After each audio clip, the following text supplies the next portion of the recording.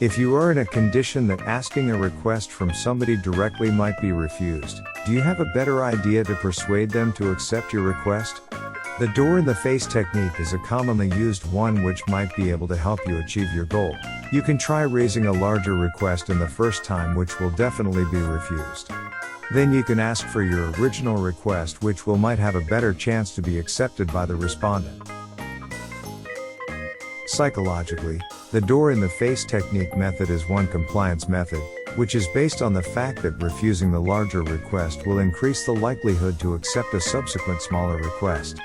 The cause of this fact is the rule of reciprocity in our mind. This rule indicates that if somebody else is doing something for us, then we will be obligated to do something for them in return. For example, if one friend is borrowing $200 from you, and you may refuse that request. However, if they say, "I know you are also short of money these days, how about I borrowing $100 from you?" This time, you may choose to lend money to him.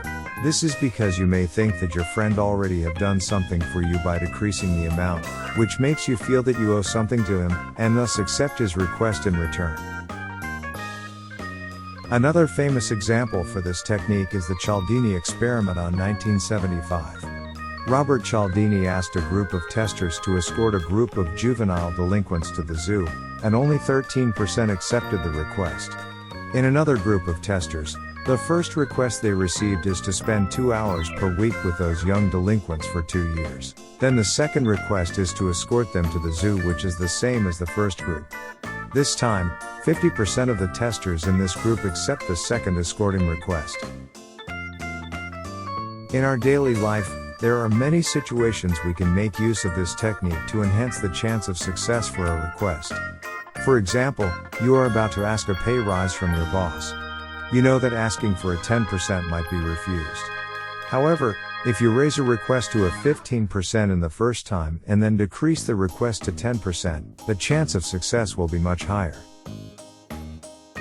At work, when you are assigned to do a hard task, it is very possible that your boss is not expecting a good result for it. Comparing with those simple tasks, a hard task might be a better option for people willing to try it out. In this case, you have nothing to lose. Any positive surprise for those tasks will definitely boost your visibility in your company. Although the door-in-the-face technique may help us achieve some goals easily, there are some limitations when using this method. One important thing is that the first request shouldn't be unreasonably large. This will make it be ignored by the respondent completely, and they will not have the feeling that they owe you something because the first request seems to be ridiculous. In marketing, under extensive competition, for a specific product or service, a customer usually have a few options to choose from. A very large request such as a high price will easily scare your customer away, and they are very possible to go to your competitors. Thanks for watching. If you liked the video, please hit the like button or subscribe button for more interesting topics.